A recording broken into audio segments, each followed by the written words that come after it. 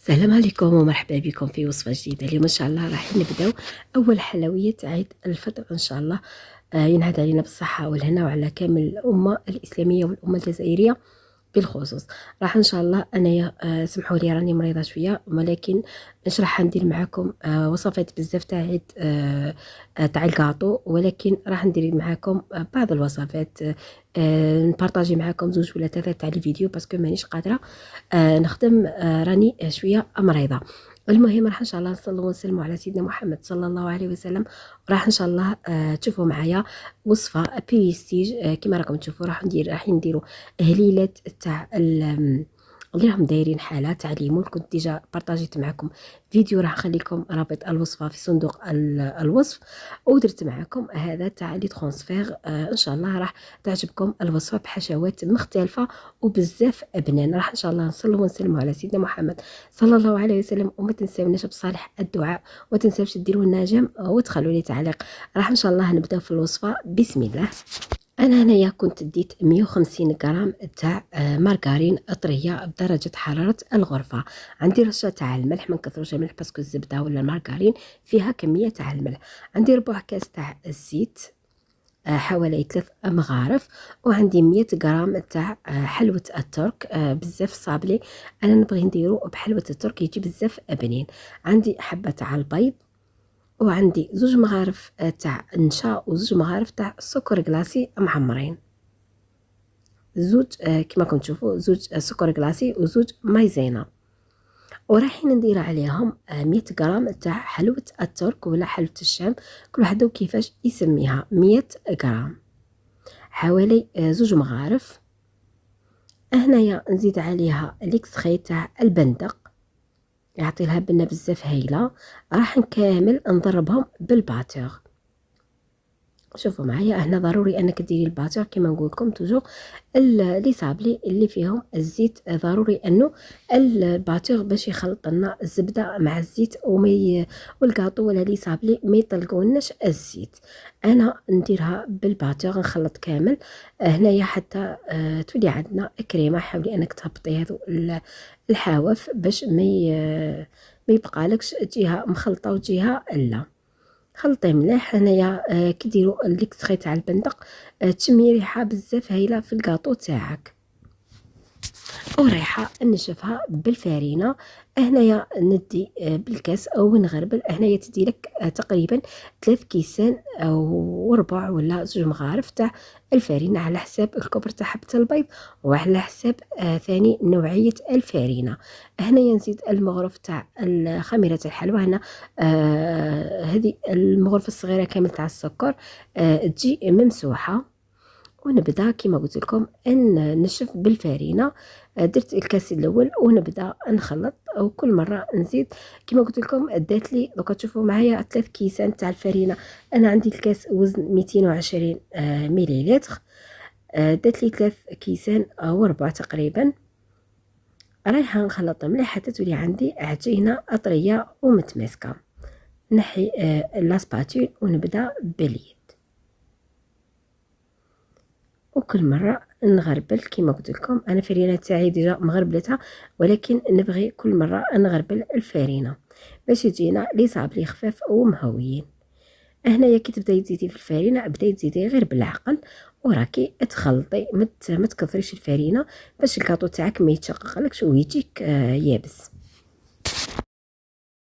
كما شفتوا معايا كملت كامل 3 كيسان تاع الفرينه، وزدت عليهم. هنا خليت برسك مغرف قيس مغرف لا، ورايحه نزيدها. ومن بعد شوفوا هنا توجور الفرينه طريه نكملها بهذه الطريقه. درت 3 كيسان تاع الفرينه.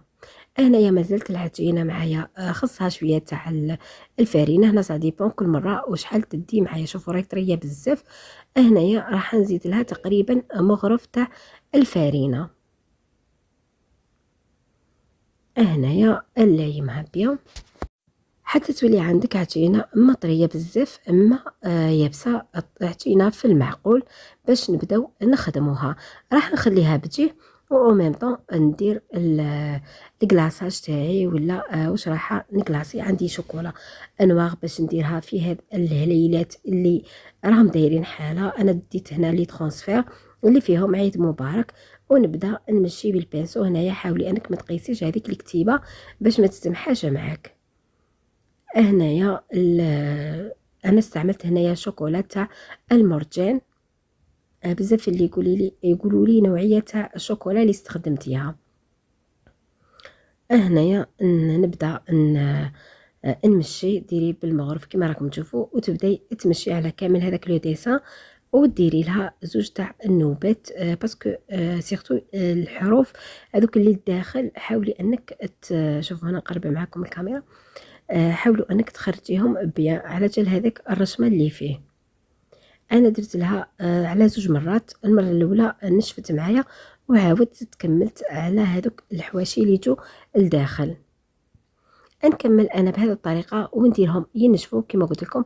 نزيد ندير لهم النوبه الثانيه بالشوكولا باش يجوني الهليلات شادين ارواحهم. رايحه نرجع للعجينه تاعي. انا راح ندير هاد الهليلات، وعندي هذا المول الدائري راح نخليكم نخلوه للفيديو الجاي ان شاء الله، باسكو الفيديو جاني طويل بزاف. هذه كما قلت لكم في الفيديو القادم ان شاء الله راح نديروا هذا الكاطو بنفس العجينه. رايحه نبدا نحكم هذو الهليلات. انايا ما يلصقوش معايا باسكو انا خدمت بهم من قبل. غير تخدمي بهم صاي، ما تعاوديش تزيدي تدهنيهم. كي تكملي بهم امسحيهم بابي اسويتو وخبيهم باش ما تغسل. ويلا غسلتيهم نشفيهم مليح باش ما يصديوش معاك. انا ندي كميه تاع العجين ونبدا نمشي في العجينه على كامل الاطراف، ونعطي لها الشكل تاع الهلال، ونعبز عليها في الوسط هنايا وين يجي الحشو باش يكون عندنا ليسباس. شوفوا بداي تسقمي فيها بهذه الطريقه. هنايا الفوغ تاعي انني مسخناتو، ورايحه نديرهم يطيبوا. هنايا سقمي مليح، ومن بعد حكمي الفرشيطه وبداي ثقبي في هذيك العجينه باش ما تطلعش معانا. وكي تبغي طيبيهم قلبيهم على العجينه شغل على الظهر. شوفوا، ومن بعد على نص طياب ولا عاودي تقلبيهم باش يلصتيهم متنفخين. تدخلي لهم هذيك النفخ باش تقعد معنا هذاك ليسباس. ان شاء الله تكونوا فهمتوني. شوفوا نعاود ندير معكم حبه واحده اخرى. تدي كميه تاع العجين وديري هاد هكا تمشي هاد العجينه كامل على هاد المول. شوفوا معايا بنفس الطريقه كما درنا في الحبه الاولى، وتبداي تنحي في الزوائد بيان سور وتثقبيها بالفرشيطه. انايا نكمل كامل الحبات اللي عندي ونديرهم يطيبوا. هنا ضروري انك تحمريهم باش يجينا كاطو بنين ويجي شكله اشباب. هنايا سقميها مليح وثقبيها بالفرشيطه ونديرهم يطيبوا. شوفوا هنايا بعد اللي طابوا هنا خليهم يبردوا مليح. انا خليتهم بردوا تماما. من بعد تبداي غير تطلقي كي من هكا الحبه راح يتسيبارا هذاك المول على الحبه تاع الكاطو. شوفوا فقط بهذه الطريقه تدركي عليها كما نقول حنا تقيسيها راح تتنحى معاك فاسيلمون. هنايا الليمون راهم باردين، الكاطو راهو بارد. ما تنحيش وهو سخون راح يتكسر معاك. شوفوا تنحيه فاسيلمون، ضروري انه يبرد. هذا هو فقط. علاش بزاف انا شفت تساؤلات يقول لك هذا الكاطو يتكسر معايا. والله ما راح يتكسر معاكم. فقط العجينه حاولي انك ديري حبه بيض كامله، ما ديريش هذاك العجينه لاباط اللي ما فيهاش البيض، هي اللي راح تجي مرمله بزاف وراح تكسر لكم الكاطو تاعكم. ولا ديري هذيك صفار البيض، ضروري انك ديري حبه كامله. شوفوا انا هذو لي ترانسفير اللي درت لهم الشوكولا راح ندير لهم الكراميل. هنا نصيحه اللي احنا ننصحكم بها باش ما تطيحوش في الغلطه اللي درتها انا درت الكراميل ودرت عليها القرقع. هنايا خلي فقط الكراميل باش تجيك الحبه انفينيه، باسكو راح ديري الاخرى ديري فيها الحشو ومع هذا الكراميل وتزيدي هذاك القرقع راح يرفد لك هذيك الحبه. انايا في الاول درت القرقع ومن بعد نحيته ودرت فقط الكراميل باش تجيني الحبه انفينيه ولصقه على اختها. شوفوا ندير هنايا الكراميل، ولا عندك الكريمه تاع المرجان. كل وحده هنا الحشوات، كل وحده والحشوه اللي ديرها، كل وحده والذوق تاعها وعلى حسب واش متوفر عندك. هنايا كما قلت لكم انا درت القرقاع، فتتو ودرتو، قلت باش يزيد يعزز لي النكهه. ولكن من بعد كاين حبات اللي جاوني غونفلي وكاين اللي جاوني نورمال. حتى اضطريت اني نحي كامل هذاك القرقاع ونعاود نكوليها بالكراميل. شوفوا نكمل كامل بهذه الطريقه. جهه واحده اخرى الحشو اللي بزاف بنين وننصحكم به، انا عندي هنايا كرانشي تاع الكراميل، تجي فيه واحد لي كغا تاع البندق ولا الله اعلم. المهم يجي بزاف هايل، يجي كيما الفيريرو ولكن بذوق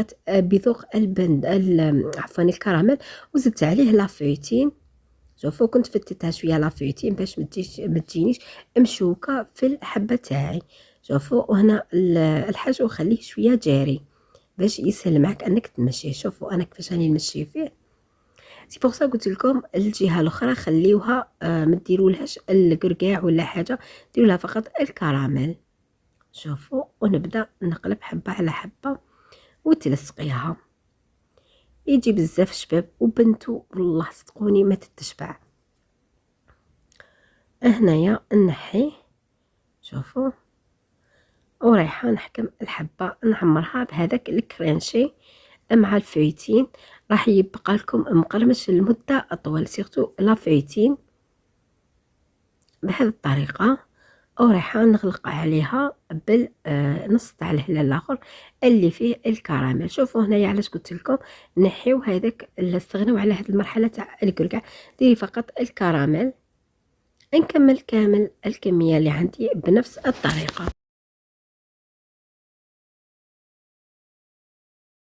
هنايا حبيت ننوع معكم.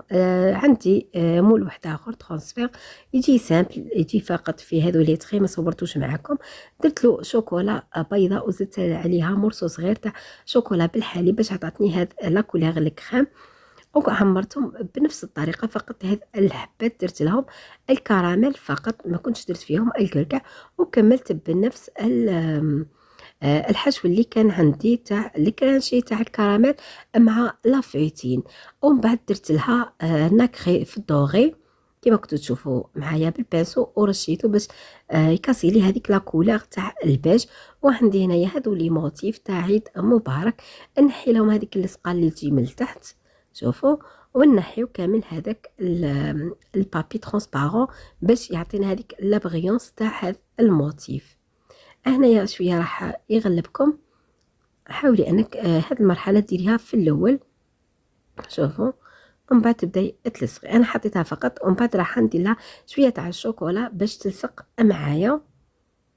هنايا هذه راني نحت لها هذاك البلاستيك ترونسبارون، نزيد نحلها هذه اللصقه. شوفوا ورايحه نكمل كامل الحبات بنفس الطريقه، راح يعطي لها شكل بزاف هايل. نكمل كامل الكميه عفوا الحبات اللي عندي، وراح نشوفوا الشكل النهائي تاع الوصفه تاعنا تاع اليوم. ونقسم معكم حبه كيفاش يجينا هذا الكاطو، يجي الحشو كيفاش يجينا داير. شوفوا معايا نقسم معكم حبه. هنايا كان الكاطو تاعي في الفريجيدر، شوفوا كيفاش يجي هذاك الكراميل يجي سايح. وهذا الكاطو تاع الفيديو ان شاء الله اللي جاي. هنايا كنت درت له حشو مختلف وبزاف بنين مع هذيك لاباط تاع حلة الترك. هنا تناسق في الاذواق، بنة حلة الشام ولا حلة الترك مع الكراميل، بزاف بنه بزاف هايله. هذا هو كان الشكل النهائي تاع الوصفه تاعنا اليوم. وكنا درنا اهليلات الشوكولا بالكراميل، او درنا نوع ثاني راح ان شاء الله نحطه معكم في الفيديو تاع الغد من ذاك ان شاء الله، بنفس العجينه اللي كنا درناها. هذه كانت الوصفه تاعنا اليوم. نتمنى الوصفه تكون عجبتكم، ما تنساوش ديروا لي جيم وتخلوا لي تعليق باش يوصل الفيديو تاعنا لعدد اكبر من المتتابعين ويطلع في محرك البحث اليوتيوب. وصلنا لنهاية الفيديو، نتمنى الوصفة تاعنا اليوم تكون عجبتكم. صحة فطوركم، تهلاو في رواحكم، والسلام عليكم ورحمة الله تعالى وبركاته. في أمان الله، سلام.